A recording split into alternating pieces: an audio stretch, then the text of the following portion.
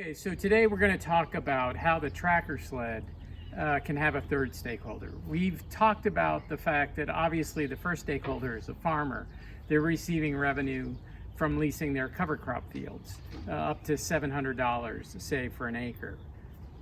They also are improving their soil health and fertility. They lower their cost of inputs. The second stakeholder really is a solar developer who has now access to vast amounts of land for greening our power production. They, at the same time, can avoid environmental impact studies that are expensive and tedious and long, and they can also perhaps even avoid property tax increases due to having permanent mounted modules as opposed to mobile ones. But there's one more revenue stream that's possible for the farmer, and that involves a group of third stakeholders here, and that's really the stakeholders around the carbon market. We already have a ready source of buyers. If Delta Airlines has announced that they want to go carbon negative, they have no other opportunity to do that other than to buy carbon credits for people able to bank vast amounts of carbon, and that's farmers. The other thing you need is market makers. The Aussies have already done this through a government program. In the US, Indigo Ag is already doing this for farmers. The other group that you need within that stakeholder, that carbon market, is third-party companies that are going to measure, report out, and verify that the carbon's actually in the soil. So currently, the only real way of doing this is actually to go into the ground and actually take a core of soil, say with a tube that big around, and say between 30 inches and 3 feet. And then you go take it to a lab, and then you essentially use a dry combustion process to measure the amount of carbon. That's a huge problem for what we're talking about to do something at scale, right? What we're after is high accuracy measurement, but at a very low cost. So there are ways that people are innovating this, grouping farms together so that a single farm can act as sort of a benchmark test for a group of farms. That makes a lot of sense. There's also a lot of new technology on the horizon here. One is to just try to get really unbiased modeling, because not all soils are the same.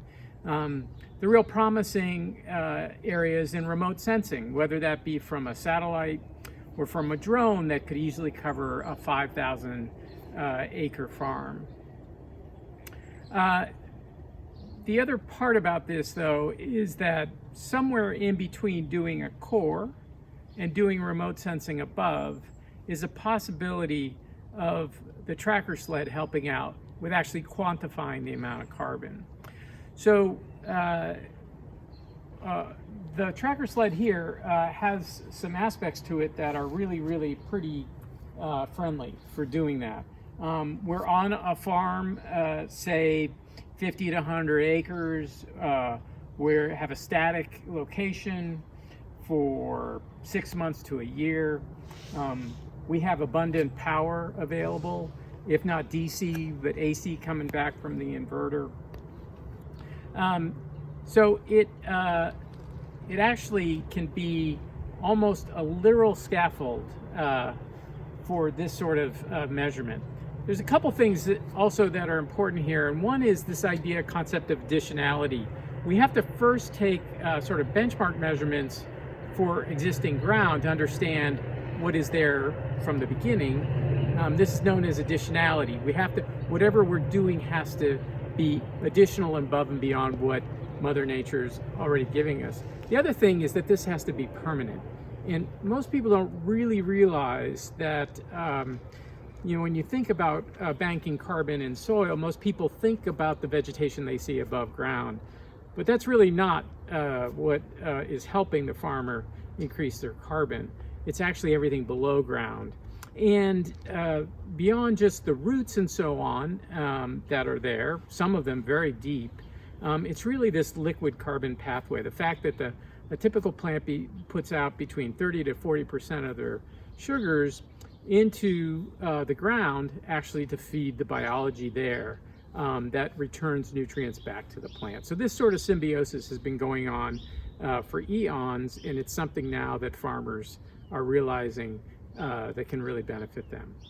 So the thing that, just to take a look at the possibility of the TrackerSled and how this can really help as a long or short-term benchmark site that can actually corroborate what a drone or a satellite is seeing, and then perhaps cores can corroborate what the TrackerSled is seeing.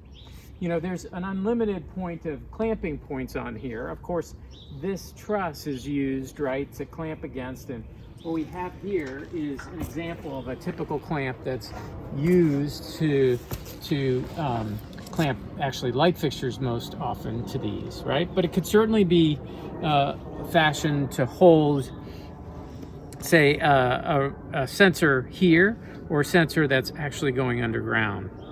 So what sort of sensors are we talking about? It's almost for certain that these will be optical sensors, right? And we have examples here that when I want to cook in my pizza oven, right, I have information at a distance by virtue of infrared radiation that's coming from the fire itself, right? In a similar fashion, that's what scientists are doing now, trying to use either mid-range or near-range IR, infrared radiation, to detect the amount of carbon. So there's two real options here. We can actually mount the sensor on the sled that's looking at the surface, right? Certainly can do that. We could actually use LiDAR too to track how much growth is happening. But the difficulty is really understanding what's going on at depth. As I mentioned, most of the carbon that a farmer is going to be banking that's really useful to them occurs at depth, pretty much in the first 3 feet of the soil. So how do we get sensors there? Well, one option is actually to use bundled fiber optics and actually provide a light source that doesn't exist underground, right? So we have to provide the light source and then get the reflection back so that we detect, just like the Mars rover does, what's there. So I've just made a little model here to show you the idea of a center fiber that will actually deliver the light, not visible light, but in this case, infrared light underground. And then you'll have a bundle of fibers around it that would actually take that light back to a sensor, typically called a reflectometer or a spectrometer, right? So that there can be analysis done on that light. I've also made just a quick little mock-up here of a bundle of glass fibers with the center having a source at it. And that's a good analogy too of what we're actually looking possibly to do to have these fibers penetrate the soil at different depths.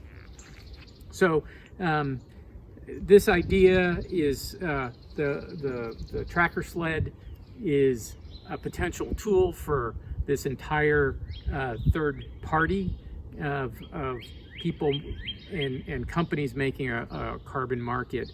The amount of income that could come to a farmer right now in the United States is anywhere between $12 to $45 an acre per year for a ton of carbon. So if you have a 5,000 acre farm, that's $225,000 every year if you're able to put just a single ton of carbon in the ground. Most farmers are seeing anywhere from 1 to 3 tons an acre, depending on how many practices they have. So just in summary, the TrackerSled here has even more potential to support regenerative farming, largely through facilitating yet another revenue source for the farmer.